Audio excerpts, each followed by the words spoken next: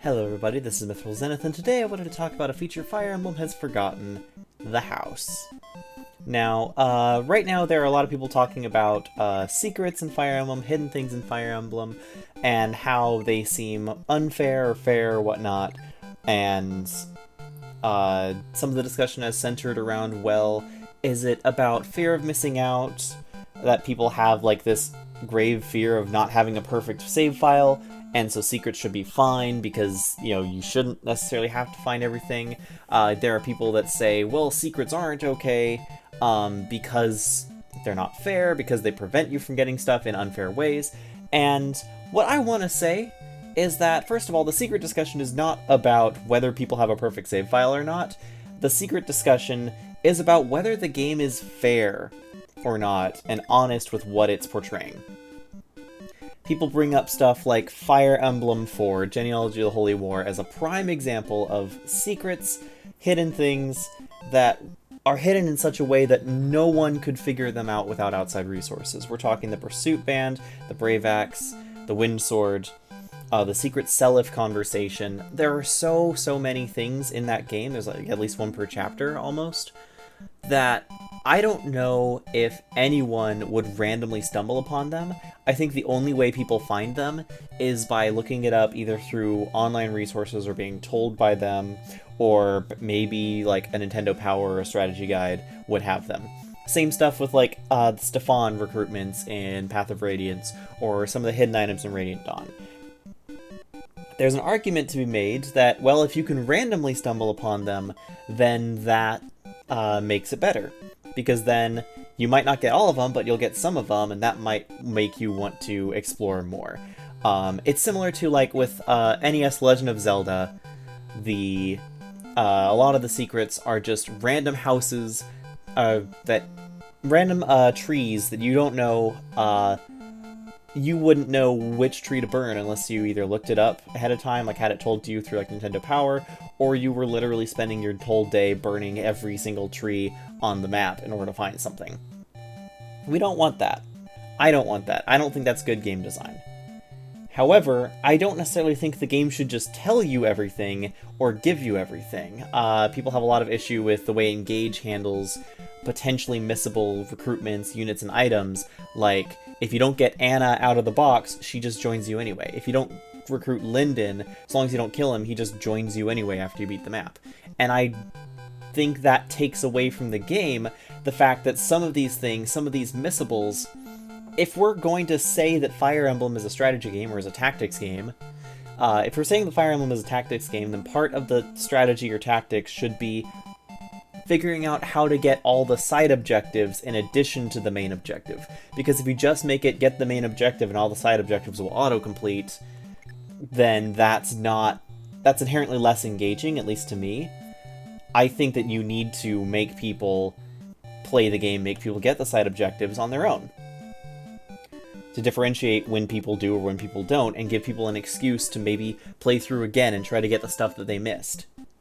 People are obsessed with having 100% perfect playthroughs, in my mind, because most people don't want to have to do multiple playthroughs of a game, and they want to make sure they have the full experience, because people just have so many more games to play and are so much more busy, and so they don't want to feel like they're wasting time by playing the same game over and over again in order to find everything. It's something that I think people gave a lot more leeway for back in the day, or when they're younger they have more leeway for, but nowadays, as people get older, jobs get more busy, life happens, people don't necessarily have the time for that.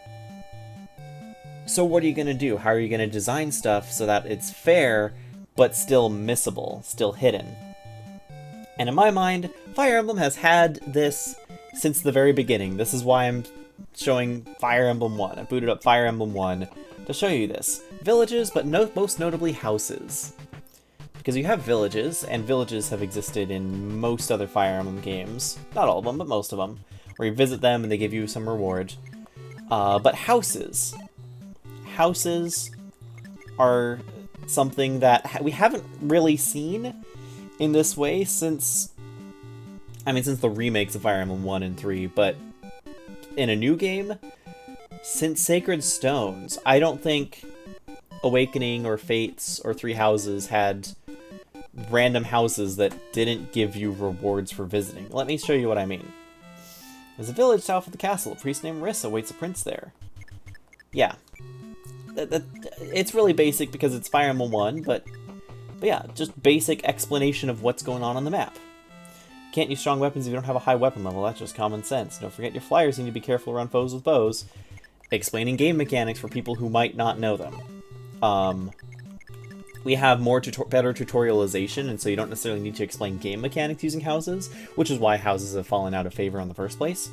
But I feel like you could really easily use houses to flag for secret events. Villages have their gates open so the prince can visit. Don't make them wait. Once a thief attacks a village, there's no saving it. Yeah. Showing you, here's a thief, here was a village, here's a destroyed village. Perfect tutorialization. But yeah, I think that the Fire Emblem as a series could do a lot better with implementing houses.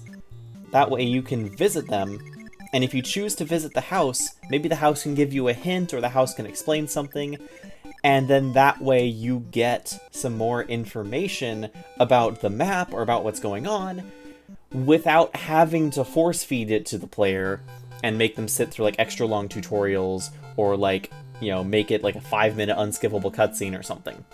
You don't need to do that because you can just put a house on the map, let a player decide if they want to visit it or not. It uses up a unit's move, it uses up effectively a resource by, you know, an action. Unit's action, and they're moving all the way to there, and they might be positioned in a weird place. But then that shows that the player is investing the time to visit the house, to talk to the people, and to see what's going on. And in doing so, you're rewarding them not necessarily by giving them items directly, but by hinting about, oh hey, this is here, that's there. Riss is in this village, if you want to, you know, get Marth over there to visit the village. You could do this with secret shops. People complain about secret shops being secret and no one knows where they are without looking it up, or without, like, guessing. You could tell people, hey, there's a secret shop, or there's something weird about, like, this area of the map, and then people get pointed that way, and then they figure it out. You could do that with the secrets in Fire Emblem 4. You could say, hey, you know, that tower, you know, thieves have been making off with stuff all the time. I bet there's still more stuff for a thief to find. You know, who knows? Maybe they even do hint at that. To send Dew all the way out of your way to get to the tower and get the wind sword.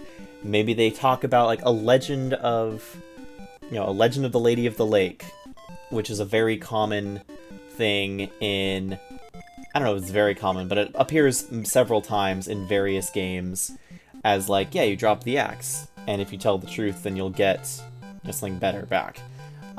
It's one of those things that I think that Fire Emblem could do this, take these opportunities, you know, use houses again to great effect, and people would love it.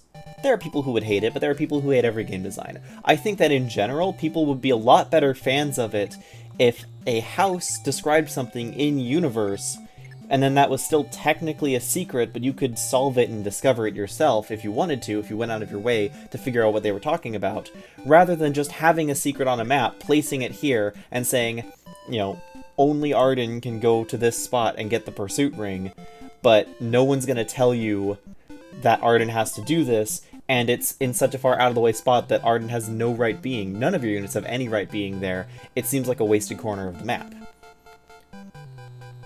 I don't know. What are your thoughts on secrets in Fire Emblem? Do you think they're good? Do you think they're bad? Do you think they should exist?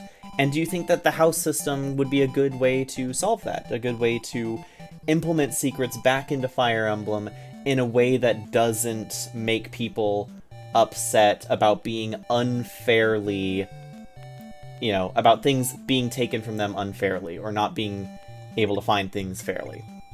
Because that's what it is. It's not about not having a complete perfect save file, it's about feeling like the game's being fair with you. And I think that it's okay to not have a 100% file. It's okay to lose units, it's okay to miss out on items, but it's only really it only really feels okay if you feel the game is being fair. And if the game is deliberately hiding stuff from you that you have no way of finding yourself, then it's not being fair. Anyway, hit me up with what you think. Be sure to like the video, subscribe to the channel, and until next time, this is Missable signing out.